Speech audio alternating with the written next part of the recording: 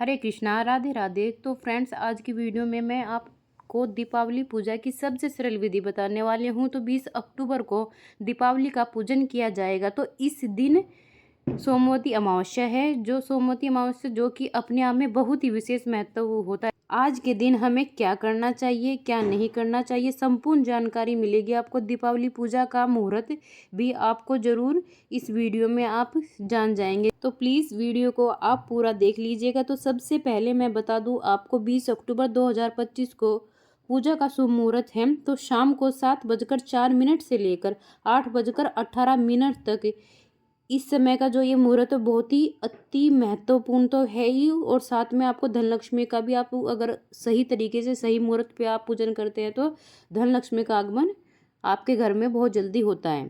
पूजा करते टाइम हमको साफ स्वच्छ कपड़े पहनने हैं और उसके बाद हमें एक चौकी लगानी है। तो फ्रेंड्स, ध्यान रखना कि चौकी सिर्फ आपको उत्तर और पूर्व दिशा की तरफ ही आपको चौकी लगानी है। तो सबसे पहले हमने फिर गणेश जी को चावल का आसन दे के बिठा दिया है, लक्ष्मी माता को भी चावल का आसन दे के बिठा दिया है। फिर उसके बाद हमने थोड़े से अक्षत देवी माता को अर्पण कर दिए हैं, थोड़े से फूल का भी आसन दे दिया है।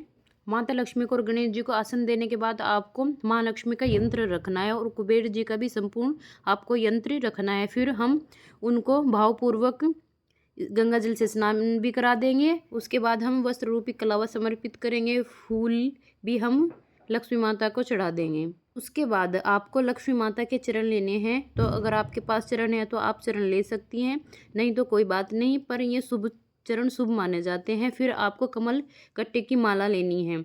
अगर आपके पास कमल गट्टे हैं तो आप 5 कमल गट्टे भी चढ़ा दीजिए, नहीं तो कमल गट्टे की माला ही लेके आप चढ़ा देने। तो आपको 5 हल्दी की गांठ चढ़ानी है, 5 आपको कोड़ियाँ चढ़ानी है। अगर आपके पास 4 है तो 4 चढ़ा दीजिए, 5 है तो 5 चढ़ा दीजिए। कमल गट्टे की माला हो गई, कोड़ी हो गई, और उसके बाद कमल गट्टे हमारे पास अलग से भी हैं, वो भी चढ़ा दें। और धन्य कब भी आपको माता लक्ष्मी को समर्पित करना है।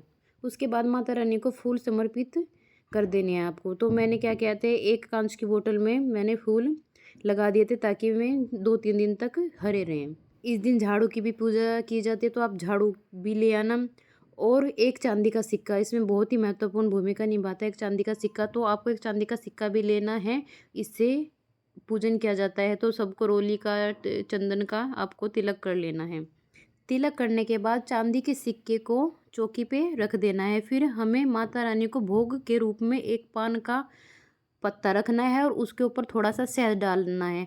शहद माता लक्ष्मी को अति प्रिय है, तो आपको ध्यान रखना है कि पान के पत्ता लेने के बाद उसके ऊपर शहद डालना है और शहद का माता रानी को भोग लगाना है।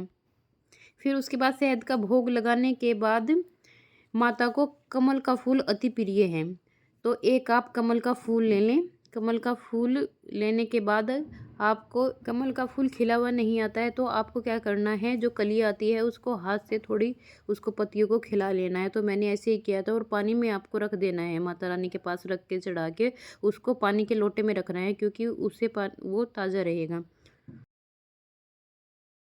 उसके बाद आपको एक घी का दिया प्रज्वलित करना है और उससे माता को आरती करनी है। आरती करके आप थोड़ा सा फिर वहीं पे दिया आपको रख देना है।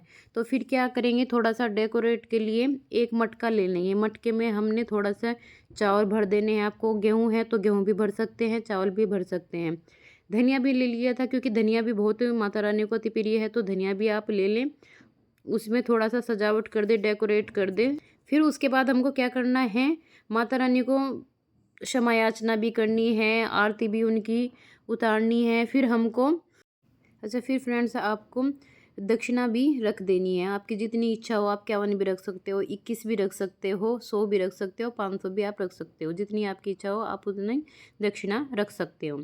तो फिर उसके बाद आपको 108 बार मंत्र का जाप करना है, माँ लक्ष्मी मंत्र का जाप करना है। तो 108 बार आप महालक्ष्मी मंत्र का जाप भी कर सकते हैं। और दिए आपको जलाने हैं। दिए आप 20 भी जला सकते हो, 21, 51, जो भी आपकी इच्छा है उतने आप दिए जलाने हैं। तो दीपावली पे दिए तो ज़रूर जलते हैं, तो आपको विशेष ध्यान रखना है, दीपक अवश्य प्रज्वलित करने हैं।